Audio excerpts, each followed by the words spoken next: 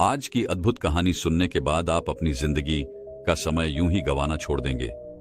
जिंदगी के हर एक सेकंड, हर एक मिनट की कीमत क्या होती है, इस विषय पर आज एक प्रसिद्ध भिक्षु की कहानी मैं आपको सुनाऊंगा। तो चलिए उस अप्रतिम कहानी की शुरुआत करते हैं। बहुत समय पहले की बात है। एक नगरी में एक गुरु और एक शिष्य रहा करते थे। वह गुरु और शिष्य एक दिन एक यात्रा के लिए निकलते हैं। वह यात्रा अत्यधिक लंबी थी और जो रास्ता उन्होंने चुना था वह रास्ता अत्यधिक घने जंगलों से होकर गुजरता था। पास ही में एक नदी बह रही थी जिसे पार करने में उन गुरु और शिष्य को थोड़ा वक्त लग जाता है।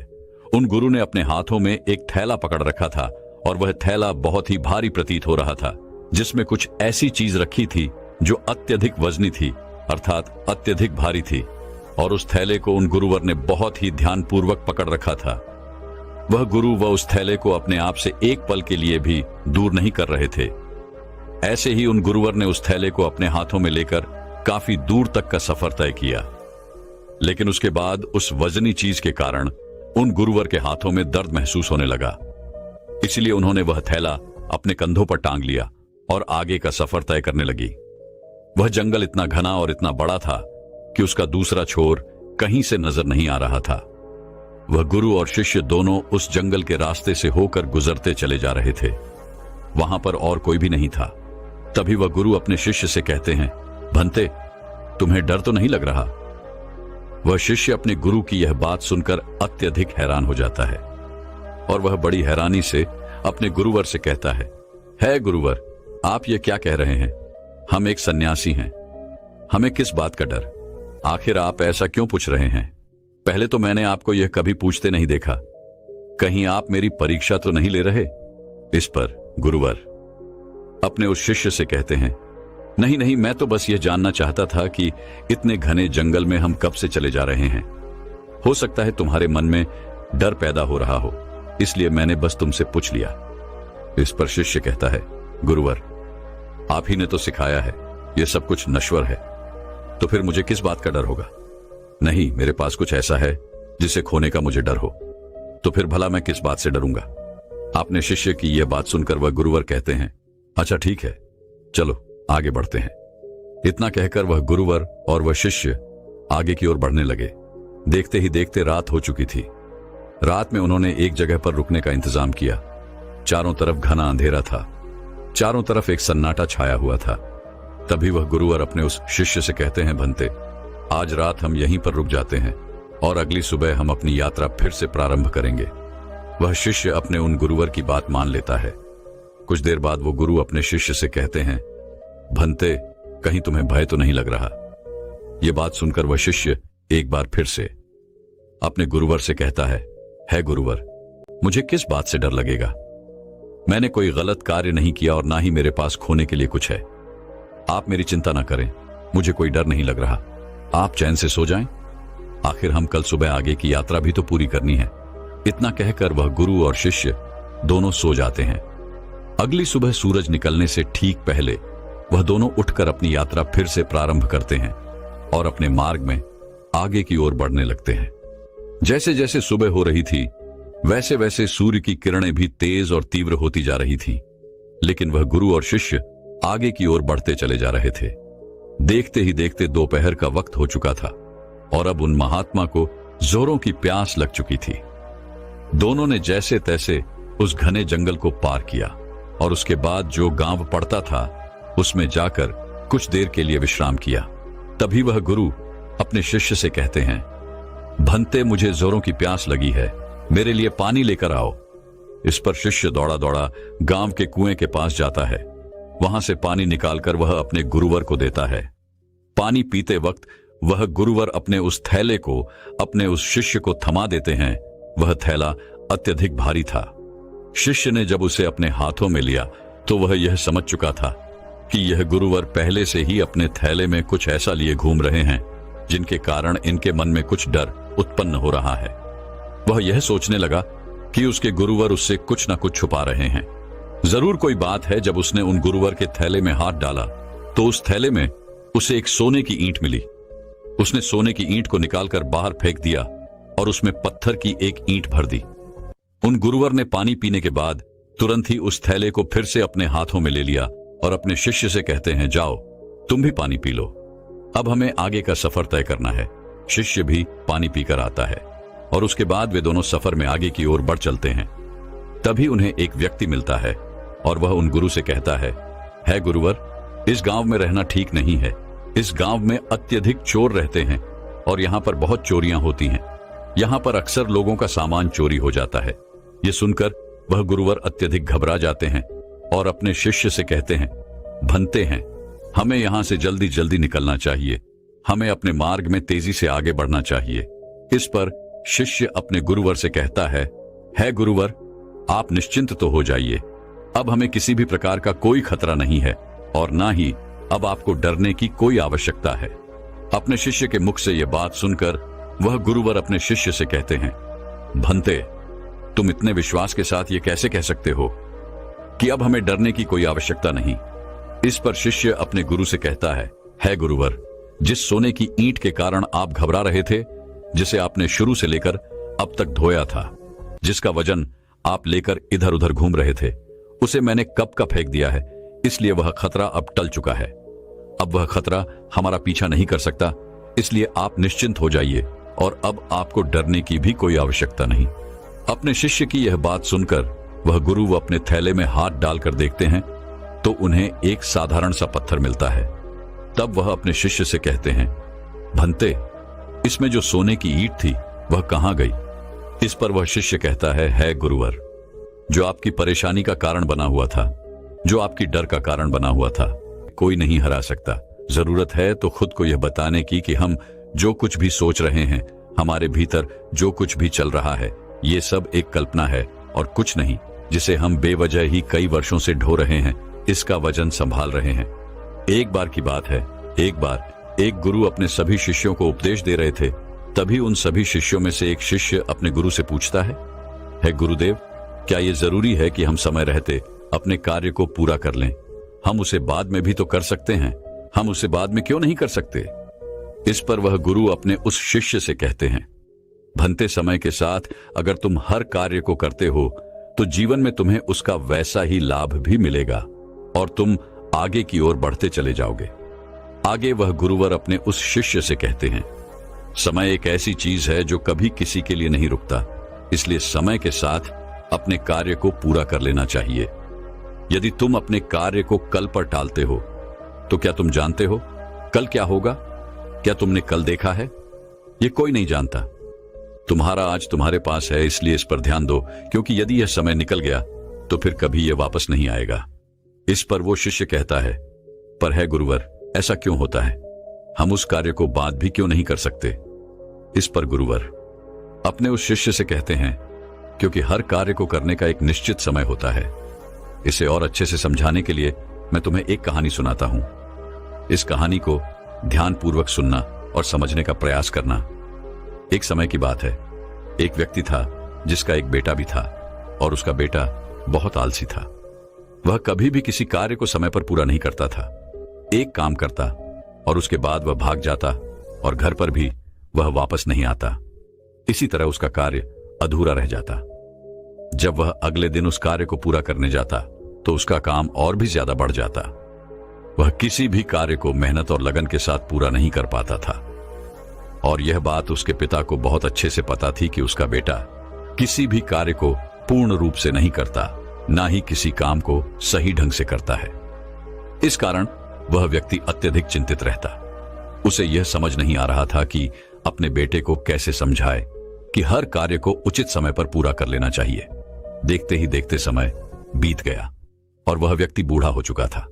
उसकी आय हो चुकी थी और अब उसे यह चिंता सताने लगी थी कि उसके बेटे को कौन संभालेगा, उसे कौन समझाए कि कैसे कोई कार्य सही समय पर और सही ढंग से करना चाहिए। एक दिन उसने यह तय किया कि वह अपने बेटे से इस विषय पर बात करेगा। उसी दिन शाम को खाने के वक्त वह व्यक्ति अपने बेटे को अपने पास बुलाता है और उसे समझाते हुए कहता है, बेटा, तुम जानते हो हम सब किसान हैं और किसानी करके ही हमारा पेट भरता है और हमारा जीवन भी इसी से चल रहा है। मैं जब तक स्वस्थ था मैंने पूरी लगन और मेहनत के साथ इस कार्य को पूरा किया है, लेकिन अब मैं बूढ़ा हो चुका हूं, मेरी उम्र हो चुकी है। अब मैं तुम्हारा साथ नहीं दे सकता और न जाने कब अब मेरा अंतिम समय भी आ जाए, फिर मेरे बाद इस काम को कौन देखेगा? कौन तुम्हारे परिवार को खिलाएगा, उसका ध्यान रखेगा? इसलिए मैं चाहता हूं कि तुम अभी से अपनी जिम्मेदारियां समझ लो और मेरा सारा कार्यभार आज से तुम संभाल लो।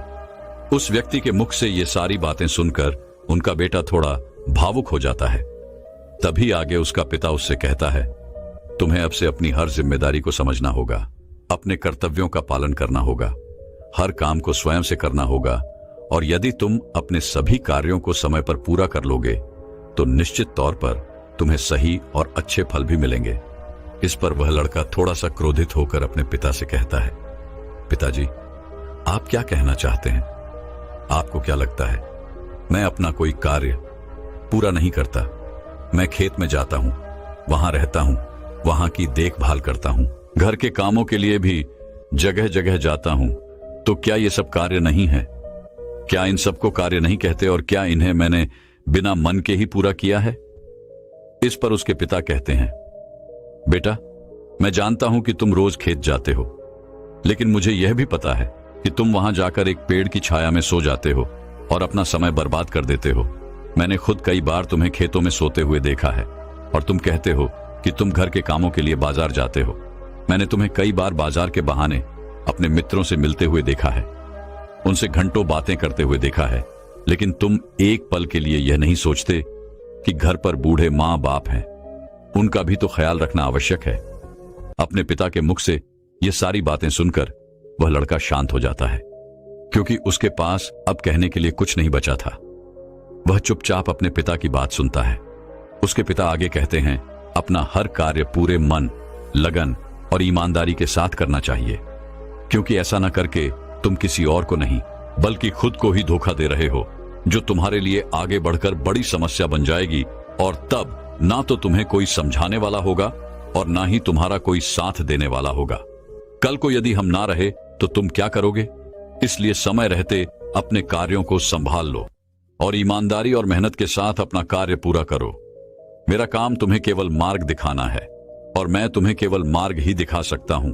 उस पर तुम्हें खुद ही चलना होगा, उसका अनुभव तुम्हें खुद ही प्राप्त करना होगा, और यह सब तुम पर निर्भर करता है। यदि तुम मन, लगन और ईमानदारी के साथ अपना कार्य करोगे तो तुम्हारा मन हमेशा प्रसन्न रहेगा, तुम हमेशा खुश रहोगे, क्योंकि तुमने अपने कार्य में अपना 100% दिया है। इसलिए तुम समय के साथ आगे भी बढ़ते चले जाओगे, और यदि तुम समय बर्बाद करोगे तो समय भी तुम्हें एक दिन अवश्य बर्बाद कर देगा, क्योंकि समय किसी का इंतजार नहीं करता। इसलिए अपनी गलतियों को समझो, उन्हें सुधारो, अभी भी समय है। इतना कहकर उस लड़के के पिता वहां से चले गए, और वह लड़का भी अपने कमरे में सोने चला गया। लेकिन अब भी वह लड़का अपने पिता की बातों पर ध्यान नहीं देता। ऐसे ही कुछ दिन और बीत गए। कुछ दिनों के बाद उसके माता पिता की तबीयत अचानक खराब हो गई और उनकी अचानक मृत्यु हो गई। माता पिता के जाने के बाद वह पूरी तरह से अकेला हो चुका था। अब उसके साथ कोई नहीं था, उसका किसी चीज में मन नहीं लगता। वो रात रात तक जागता रहता, सोचता रहता कि उसने क्यों अपने पिता की बातें नहीं मानी। यदि उसने अपने पिता की बात मान ली होती तो आज वह हर कार्य को पूरे मन, लगन और ईमानदारी के साथ कर पाता। लेकिन जब भी वह कोई कार्य करने जाता तो उसे कुछ आता ही नहीं था, क्योंकि उसने तो कभी ठीक ढंग से काम किया ही नहीं था। इस कारण उसे कुछ भी झांत नहीं था, उसने कुछ सीखा ही नहीं था। देखते ही देखते ऐसे ही समय बीत रहा था, और वह जिन मित्रों के साथ घूमा करता, बातें किया करता, वह भी अब धीरे धीरे कामों पर जाने लगे थे, और किसी के पास एक दूसरे के लिए इतना समय भी नहीं था कि वो एक दूसरे के साथ बैठकर बातें कर सके। समय बिता, वो जब एक साथ मिलकर बातें करते तो वे सभी केवल अपने कामों की ही बात किया करते थे। लेकिन वहां पर यह लड़का बिल्कुल चुपचाप रहता, क्योंकि इसने अपने जीवन में कुछ नहीं किया था, जिस कारण ये वहां से क्रोधित होकर वापस चला जाता है। और अब उसे पछतावा होता है कि उसने अपने जीवन में कुछ नहीं किया, जबकि उसके सारे मित्र धीरे धीरे आगे बढ़ रहे हैं। वह अपने जीवन में कुछ अलग कर रहे हैं, और वह अब भी वहीं का वहीं है। उसने तय किया कि अब से वह खेतों में खूब मेहनत करेगा, जैसा उसके पिता ने कहा था। पूरी लगन और मेहनत के साथ वह अपने कार्य को पूरा करेगा। अगले दिन से उसने खेतों में जाना शुरू किया और अपने कार्य को करने का प्रयास किया। लेकिन उसने तो पहले कभी किसी कार्य को किया ही नहीं था, जिस कारण उसे यह समझ नहीं आ रहा था कि वह क्या करे, कैसे करे, जिस कारण निराश होकर वो वापस घर लौट जाता है और रात के बाद वो अपने मित्रों के बारे में सोचता है कि सब कुछ काम कर रहे हैं, कुछ अलग कर रहे हैं, वे सब आगे बढ़ रहे हैं और मैं अकेला हूं। मेरा साथ देने वाला कोई नहीं है। मैंने अपने जीवन में कुछ नहीं कर पाया। यदि मैंने अपने पिता की बात मान ली होती तो आज मैं भी अपने जीवन में कुछ कर रहा होता। यह सोचकर वह अपने पिता को याद करने लगा और फूट फूट कर रोने लगा। उसने अपने पिता की एक भी बातों पर अमल नहीं किया था और यही वजह थी कि आज वह बहुत चिंतित था, बहुत परेशान था और उसका साथ देने वाला भी कोई नहीं था। वह रात रात भर यूं ही सोचा करता, परेशान रहता, चिंतित रहता और जब सुबह होती तो वह खेतों में जाकर मेहनत करने का प्रयास करता, लेकिन उसे कुछ समझ ही नहीं आ रहा था। एक दिन वह अपने घर पर बैठकर इसी चिंता में डूबा हुआ था। तभी उसे ख्याल आया कि इतना सोचने और परेशान होने से कुछ नहीं होगा। अभी इतनी देर नहीं हुई है, मैं जरूर कुछ कर सकता हूं। मुझे अपने पिता की बातों का पालन करना होगा।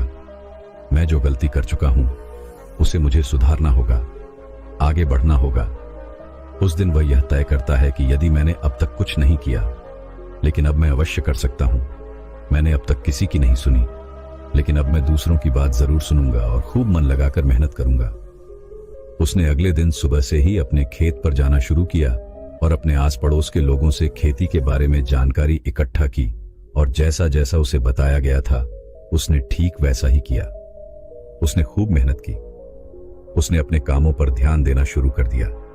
जो काम उसे नहीं आता था वह उससे किसी से पूछ लेता था और फिर उस पर कार्य करता था। धीरे धीरे उसने मेहनत की महत्वता को समझ लिया था, समय की महत्वता को समझ लिया था। वह धीरे धीरे मेहनत और लगन के साथ अपने कार्य को पूरा करने लगा और ईमानदारी के साथ वह आगे भी बढ़ने लगा। इतना कहकर उन गुरुवर ने इस कहानी को यहीं पर समाप्त कर दिया और आगे अपने उस शिष्य से कहते हैं, भंते, यदि उस लड़के ने सही समय रहते ही अपने पिता की बात माननी होती तो वह पहले ही अपने जीवन में आगे बढ़ चुका होता। उसके लिए तरह तरह के दरवाजे खुल चुके होते। लेकिन जब वह पूरी तरह से टूट गया, हार गया, अपने पिता की बात याद आने पर जब उसे पछतावा हुआ, तब उसे यह एहसास हुआ कि उसने गलती की है और उसे सुधारना चाहिए। यदि उसने समय रहते ही जिम्मेदारियों को समझ लिया होता और ईमानदारी से अपना कार्य किया होता तो उसके लिए भी सब कुछ आसान होता और वह भी अपने जीवन में बहुत आगे बढ़ चुका होता। उन गुरुवर के मुख से यह कहानी सुनकर उस शिष्य को सारी बातें अच्छी तरह समझ में आ चुकी थी। वह शिष्य कहता है गुरुवर, आप सही कहते हैं। जीवन में हर चीज का एक सही समय होता है। हमें समय के अनुसार सब कार्य पूर्ण कर लेने चाहिए, अन्यथा अंत में केवल दुख और पछतावा ही बचता है। आगे वह गुरुवर अपने उस शिष्य से कहते हैं, हमेशा ध्यान रखना, व्यक्ति को सदैव अपने काम के प्रति जिम्मेदारी से अपने कार्य को पूरा करना चाहिए। अपने कार्य के प्रति ईमानदार होना चाहिए, तभी वह जीवन में आगे बढ़ सकता है। अन्यथा इतना कहकर वह गुरु शांत हो गए और वह शिष्य भी अपने और गुरु को प्रणाम करके वापस बैठ गया। तो दर्शकों, चलिए अब जिंदगी से दुखों को पूरी तरह से खत्म कैसे किया जा सकता है, इस विषय पर अगली कहानी की शुरुआत करते हैं। दोस्तों, महात्मा बुद्ध कहते हैं, दुख है और यह सत्य है, हमारे दुख का कारण भी है, यह भी सत्य है, और उसका निवारण भी है, यह भी सत्य है। समस्या है तो उसका समाधान भी है, परंतु हमें हमारे जीवन में केवल दुख और समस्याएं ही दिखाई देती हैं। हर तरफ चारों दिशाओं में हमें केवल दुख और परेशानियां ही नजर आती हैं। इसका समाधान तो कहीं नजर ही नहीं आता। हम चाहे कितने भी समस्याओं का समाधान खोजने का प्रयास क्यों ना करें, लेकिन हम उसका समाधान निकाल नहीं पाते और ऐसे ही धीरे धीरे वक्त बीतता जाता है और एक दिन सब कुछ ठीक हो जाता है, परंतु फिर से हमारे जीवन में दुख और समस्याएं आ ही जाती हैं और एक बार फिर से हमारा ध्यान केवल उन समस्याओं की तरफ होता है। हमारे पास उन समस्याओं का कोई निवारण नहीं होता।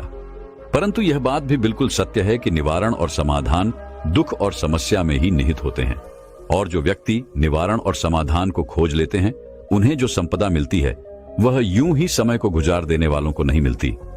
मैंने अब तक आपसे जो कुछ भी कहा है, हो सकता है कि आपको ये सारी बातें समझ में ना आई हों, लेकिन महात्मा बुद्ध ने आखिर ऐसा क्यों कहा कि सभी समस्याओं का समाधान उसी समस्या में होता है।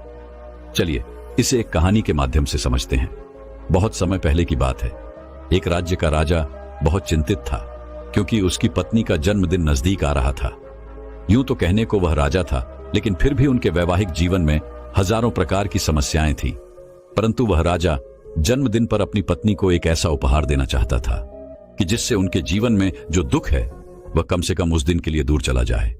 वह अपनी पत्नी को खुश करना चाहता था, किंतु आपने देखा होगा कि यह कहानी बहुत ही मुश्किल है, क्योंकि हम आज तक किसी को खुश नहीं कर पाए।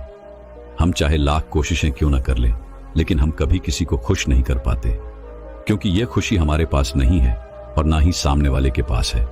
जो हमारे पास है ही नहीं, वह हम किसी और को कैसे दे सकते हैं। अर्थात अगर आपको किसी दूसरे को खुशी देनी है तो सबसे पहले आपको खुश होना होगा, आपको खुश महसूस करना होगा।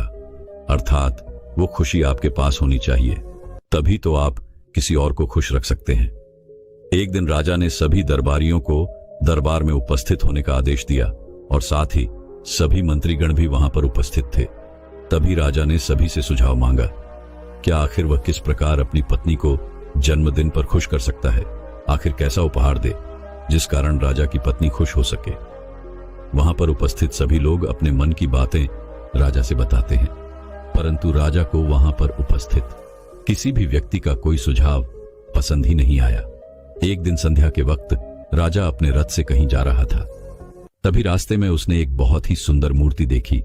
वह मूर्ति बहुत ही सुंदर और आकर्षक थी। उसे देखकर ऐसा प्रतीत होता था मानो उस मूर्ति में जान हो। उस मूर्ति को देखकर राजा बहुत प्रसन्न हुआ और वह तुरंत ही मूर्तिकार के पास पहुंचा और राजा उस मूर्तिकार से कहता है, तुम तो बहुत बड़े कलाकार हो, तुम्हारी मूर्तियों में जान नजर आती है। ऐसा प्रतीत होता है कि तुम्हारी मूर्तियां जीवित हैं। हम तुम्हारी इन मूर्तियों को देखकर बहुत प्रसन्न हैं। हम चाहते हैं कि तुम्हारी सारी मूर्तियां हमारे दरबार में शामिल हों। यह सुनकर वह मूर्तिकार बहुत प्रसन्न हुआ, जैसे उसे कोई खजाना मिल गया हो। लेकिन तभी राजा ने उस मूर्तिकार से एक और बात कही, देखो, मैं चाहता हूं कि तुम मेरे दरबार में शामिल हो जाओ, किंतु उससे पहले तुम्हें हमारे लिए हमारी रानी की एक ऐसी मूर्ति बनानी होगी जिसे देखकर वह खुश हो जाए और अपने सारे दुख दर्द भूल जाए, और यदि तुम ऐसा ना कर सके तो मैं तुम्हारा सर धड़ से अलग कर दूंगा। राजा के मुख से यह सुनकर वह मूर्तिकार उस मूर्तिकार की बात सुनकर बहुत प्रसन्न हुआ और वापस लौट गया। लेकिन उधर दूसरी तरफ जो मूर्तिकार अब तक बहुत प्रसन्न था, जो अपने मन से मूर्तियां बनाया करता था, जो हमेशा खुश रहता था, अब वह दुखी हो गया था। वह गहरे दुख में चला गया था। वह डर के कारण रानी की मूर्तियां बनाना शुरू करता है, परंतु जो भी मूर्ति वह बनाता था उस मूर्ति को देखकर ऐसा प्रतीत होता था मानो वह मूर्ति बहुत दुखी है, उसे किसी प्रकार का कोई दुख है। एक के बाद एक उसने कई सारी मूर्तियां बना डाली, परंतु कोई भी मूर्ति ऐसी नहीं थी जिसे देखकर कोई भी खुश हो सके, जिसे देखकर यह प्रतीत हो कि मानो उस मूर्ति में जान है और वह मूर्ति देखकर कोई भी अपना दुख भूल जाए। और यह इस कारण हो रहा था क्योंकि वो मूर्तिकार भीतर से बहुत दुखी था, जो उसकी मूर्तियों के रूप में स्पष्ट नजर आ रहा था। राजा ने उस मूर्तिकार को 1 सप्ताह का समय दिया था, किंतु 4 दिन तो उसने यूं ही बर्बाद कर दिए। अब उसके पास केवल 3 दिन का ही समय बचा था, जिसके बारे में सोच सोचकर उस मूर्तिकार का गला सूखा जा रहा था। डर के कारण अब उसके हाथ पैर भी काम करना बंद कर चुके थे। उसके हाथ से हथौड़ी और छीनी तक नहीं चल रही थी और उसे अपना भविष्य नजर आ रहा था। उसे नजर आ रहा था कि वह राजा उसे मृत दंड दे रहा है।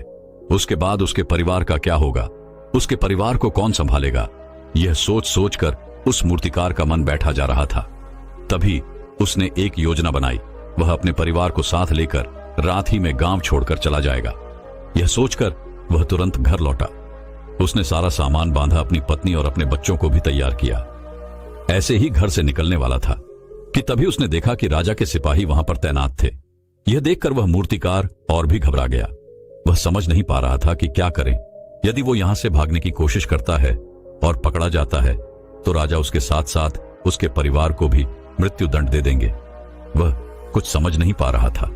तभी वह जमीन पर बैठ गया और रोने लगा और अपनी पत्नी से कहता है, अब से तुम्हें ही बच्चों का ख्याल रखना होगा।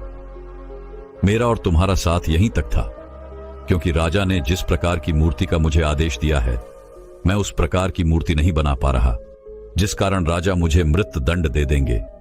वह मेरा सर धड़ से अलग कर देंगे और उसके बाद तो तुम्हें मेरे बच्चों का ख्याल रखना होगा। इतना कहकर वह जोर जोर से फूट फूट कर रोने लगा। देखते ही देखते रात बीत गई और अगले दिन सुबह सुबह उस मूर्तिकार के दरवाजे पर एक गुरु दीक्षा मांगने आए। मूर्तिकार ने उन्हें भिक्षा लाकर दी। फिर तो मूर्तिकार बहुत परेशान लग रहा था, जिसे देखकर वह गुरु व उस मूर्तिकार से कहते हैं, बेटा, हमारे जीवन में दुख और सुख तो आते ही रहते हैं। हमारे जीवन में दुख और समस्याएं तो होती ही हैं, किंतु इन सभी दुख और समस्याओं का समाधान और निवारण भी होता है, परंतु हम केवल दुख और समस्याएं ही देखते हैं। उन दुख और समस्याओं के छिपे निवारण और समाधान को हम कभी नहीं देख पाते। यदि तुम ध्यान से देखोगे तो हर समस्या का समाधान है और हर दुख का निवारण भी है। मैं ये अच्छी तरह जानता हूं कि तुम यहां से अपनी पत्नी और बच्चों को लेकर भाग जाना चाहते थे, किंतु ऐसा हो नहीं सका। उस मूर्तिकार ने जब उन गुरु के मुख से यह बात सुनी तो वह उनके चरणों में जा गिरा और हाथ जोड़कर उन गुरु से कहता है, हे गुरुवर, आप ही बताइए मैं क्या करूं। राजा ने मुझे मूर्ति बनाने का आदेश दिया है, किंतु मैं चाहकर भी वह मूर्ति नहीं बना पा रहा, और यदि वह मैंने मूर्ति नहीं बनाई तो राजा मुझे मृत्यु दंड दे देंगे और उसके बाद मेरे परिवार का क्या होगा, उनका ख्याल कौन रखेगा। तभी वह गुरु उस मूर्तिकार से कहते हैं, बेटा, आंख बंद कर लेने से कुछ नहीं होने वाला, क्योंकि दुख और समस्याएं तो वहीं की वहीं खड़ी रहती हैं। ध्यान देने और कर्म करने से सब कुछ बदल जाता है। यदि तुम केवल आंखें बंद करके यह सोचोगे कि तुम्हारी समस्याएं चली जाएंगी तो ऐसा कभी नहीं होगा। इतना कहकर उन गुरुओं ने उस मूर्तिकार के कानों में कुछ कहा और उसके बाद वो वहां से चले गए। उनको रुके। वहां से चले जाने के बाद वह मूर्तिकार महल गया, जिसे देखकर राजा उस मूर्तिकार से कहता है, लगता है तुमने समय से पहले ही एक अद्भुत मूर्ति तैयार कर ली है। बताओ वह मूर्ति कहां है, मैं भी उसे देखना चाहता हूं। इस पर वह मूर्तिकार जवाब देते हुए कहता है, महाराज, अभी तक मैंने मूर्ति तैयार नहीं की है, परंतु आपके दिए हुए समय पर मैं अवश्य ही वह अद्भुत मूर्ति तैयार कर लूंगा। लेकिन उससे पहले मेरा एक बार महारानी से मिलना बहुत आवश्यक है, अन्यथा वह अद्भुत मूर्ति तैयार नहीं हो पाएगी और फिर आप चाहें तो मुझे मृत्यु दंड दे सकते हैं। राजा ने उस मूर्तिकार की सारी बातें ध्यानपूर्वक सुनी और उसके बाद राजा ने मूर्तिकार को महारानी से मिलवाया। मूर्तिकार महारानी से मिलने के बाद महारानी से प्रश्न करते हुए कहता है, महारानी जी, किसी भी औरत के जीवन का सबसे बड़ा दुख क्या हो सकता है।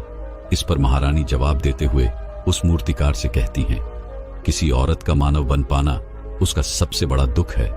तभी वह मूर्तिकार महारानी से एक और प्रश्न करते हुए कहता है, महारानी जी, किसी औरत के जीवन का सबसे बड़ा सुख क्या है। महारानी उस मूर्तिकार के इस प्रश्न का जवाब देते हुए कहती हैं, किसी भी औरत के जीवन का सबसे बड़ा सुख उसके पति और उसके बच्चों का उसके पास होना है। महारानी के मुख से अपने प्रश्नों का जवाब जानकर मूर्तिकार बहुत प्रसन्न हुआ और उनसे आज्ञा लेकर वह वापस अपने घर लौट आया और अब से रात दिन उस मूर्ति पर काम करने लगा। देखते ही देखते पूरे 3 दिन पूरे हो गए। आखिरकार रानी के जन्म दिवस वाले दिन वह मूर्तिकार उस मूर्ति को लेकर राजमहल पहुंचता है। लेकिन अब राजा के मन में यह बेचैनी थी कि पता नहीं उस मूर्तिकार ने आखिर कैसी मूर्ति बनाई होगी, पता नहीं वह मूर्ति महारानी को पसंद आएगी भी या नहीं। इस प्रकार के कई प्रश्न राजा के मन में चल रहे थे। राजा के मन की बेचैनी लगातार बढ़ती ही, लेकिन उधर दूसरी तरफ राजा को उस मूर्तिकार पर पूर्ण विश्वास भी था, क्योंकि राजा ने पहले ही उस मूर्तिकार के हाथों की कला देखी हुई थी। इसलिए एक तरफ उनके मन में यह भी विचार चल रहे थे कि उस मूर्तिकार ने जरूर ही अद्भुत मूर्ति बनाई होगी। वह मूर्ति सफेद कपड़ों से ढकी हुई थी। तभी राजा ने उस मूर्ति की ओर इशारा करते हुए रानी से कहा, यह आपका जन्मदिवस का तोहफा है, इसे कबूल करें।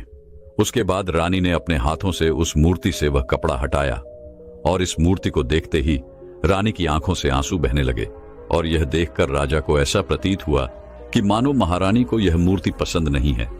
इसलिए राजा ने तुरंत ही क्रोधित होकर अपने सिपाहियों को आदेश दिया और उस मूर्तिकार को बंदी बनवा लिया। लेकिन तभी महारानी राजा से कहती हैं, रुकिए, इस मूर्तिकार ने तो मेरा दुख और सुख एक ही मूर्ति में निकाल दिया है। इस मूर्ति में मेरे पति मेरे साथ है, और मेरे हाथ में मेरा बच्चा है। इससे सुंदर मूर्ति मैंने आज तक नहीं देखी।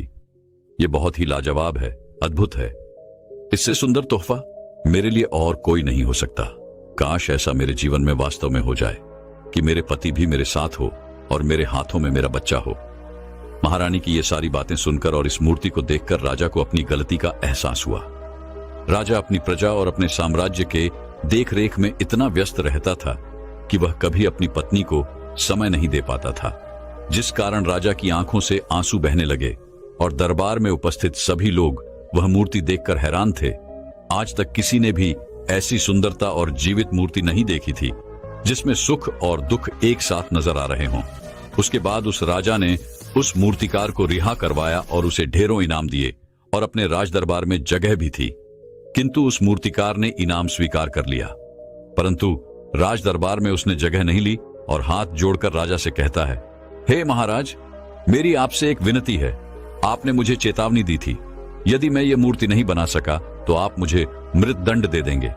किंतु मैं आपसे बस इतना ही कहना चाहता हूं कि हम में से चाहे कोई भी प्राणी क्यों ना हो, सभी के प्राण उतने ही कीमती हैं जितना कि आपका या महारानी के है। इसलिए किसी को भी बिना दोष के दंड नहीं देना चाहिए। मेरी पत्नी ने मुझसे कहा था कि राजा की दोस्ती और दुश्मनी दोनों ही अच्छी नहीं है, इसलिए मुझे आपके राज्य दरबार में कोई स्थान नहीं चाहिए। मैं अपनी छोटी सी दुनिया में बहुत खुश हूं। मैं अपने छोटे से परिवार के साथ बहुत खुश हूं। मैं आज तक जो करता आया हूं मुझे वह पसंद है और मैं अपने पूरे जीवन काल वही करना चाहता हूं। मैं जैसा हूं, जिस हाल में हूं, मुझे बहुत प्रसन्नता है कि मैं आज इतना खुशहाल इंसान हूं।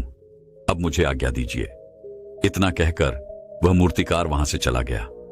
दोस्तों, इसी प्रकार हमारे जीवन में भी बहुत बड़े बड़े संकट और दुख आते जाते हैं, किंतु वास्तव में तो ये दुख और संकट हमें कुछ सिखाने के लिए आते हैं। किंतु हम तो केवल उन दुख और समस्याओं को ही देखते रह जाते हैं। हम उनका निवारण खोजने का तनिक भी प्रयास नहीं करते, और जब हम दुख के समय क्रोध करते हैं तो हम वास्तविकता में अपना ही नुकसान कर लेते हैं। जो व्यक्ति समझदार होते हैं वह अपनी दुख और परेशानियों से ये सबक सीख ही लेते हैं कि उन्हें विषम परिस्थितियों में शांत रहकर उन दुखों का निवारण करना चाहिए, उन समस्याओं का समाधान करना चाहिए। किंतु हम में से अधिकांश लोग यह नहीं सीख पाते और वह लोग दुख और परेशानियों के समय पर क्रोधित हो ही जाते हैं। वह इस बात को अच्छी तरह जानते हैं। क्या हमें दुख और समस्या के समय पर शांत रहना चाहिए और उसका समाधान खोजने का प्रयास करना चाहिए, किंतु हम बार बार वही गलती दोहराते रहते हैं। जब भी हमारे सामने कोई विषम परिस्थिति उत्पन्न होती है तो हम बार बार क्रोधित हो जाते हैं और क्रोध में आकर हम अपना ही नुकसान कर लेते हैं, क्योंकि क्रोध में हम कभी भी कोई चीज सीख नहीं सकते। क्रोध में हमारा मस्तिष्क काम करना बंद कर देता है और उसे केवल वह परिस्थिति नजर आती है, वह समय नजर आता है जो उसके खिलाफ है और जो जीवन के दुखों से, इन समस्याओं से कुछ सीख नहीं पाता। ऐसा व्यक्ति पूर्ण रूप से एक दलदल में फंसे हुए इंसान की तरह है, जो परिस्थितियों के दलदल में कुछ इस प्रकार फंस चुका है कि वह वहां से निकल नहीं सकता, फिर वह चाहे कितना भी हाथ पैर क्यों ना मार ले। और वह जितना हाथ पैर मारेगा वह उतना ही उस दलदल में फंसता चला जाएगा। जबकि आपको हाथ पैर ना मार के बल्कि शांत रहकर अपने मस्तिष्क का प्रयोग करना चाहिए और यह सोचना चाहिए कि इस दुख, इस समस्या और इस विषम परिस्थिति का समाधान क्या हो सकता है। किंतु आप तो अपने आप को पहले से ही दलदल में डाल चुके हैं और ऐसी स्थिति में आप बाहर निकलने के बारे में ना सोचकर लगातार और हाथ पैर मारकर आप अपने आप को उस दलदल में और भी नीचे डुबाते जा रहे हैं। तो ऐसी परिस्थिति में आप भला उस समस्या, उस परिस्थिति का सामना कैसे करेंगे, वहां से बाहर कैसे निकलेंगे। और वहीं पर जो व्यक्ति थोड़ा भी जागृत है, जो दुख और समस्याओं का निवारण और समाधान खोजने में वास्तव में अपना समय लगाते हैं, वो ये जानते हैं कि निवारण और समाधान एक हीरे की तरह है। वह हीरे की खान की तरह है। जिस प्रकार एक हीरे को ढूंढा जाता है, फिर उसे तराशा जाता है, जिसके बाद उस हीरे की कीमत बहुमूल्य हो जाती है, ठीक वैसे ही दुख और समस्या में समाधान और निवारण खोजने की आवश्यकता होती है और वह हमें खोजना भी चाहिए। और जब ये आपको मिल जाते हैं तब आपको एक ऐसी संपदा मिलती है, एक ऐसी समझ, एक ऐसा विश्वास, एक ऐसी शक्ति मिलती है कि उसके बाद आपके सामने जब भी कोई समस्या या कोई परेशानी आती है तो आप अकेले नहीं होते, बल्कि आप ये समझ जाते हैं कि वो विषम परिस्थिति आपको कुछ सिखाने आई है और आप उसका डटकर सामना करते हैं।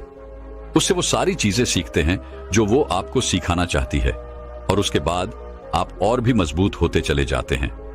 आपका विश्वास और भी बढ़ता चला जाता है। आप और भी शक्तिवान और बलवान होते चले जाते हैं। इसीलिए महात्मा बुद्ध कहते हैं कि यदि दुख है तो उसका निवारण भी है, यदि समस्या है तो उसका समाधान भी है।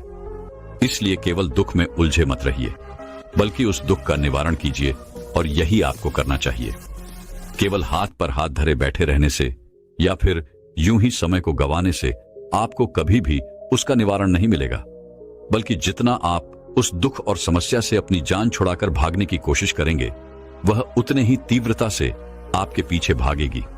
और जैसे जैसे समय बीतता जाएगा, वह दुख और समस्या और भी विकराल रूप ले लेगी, और तब उसका सामना करना और भी मुश्किल हो जाएगा।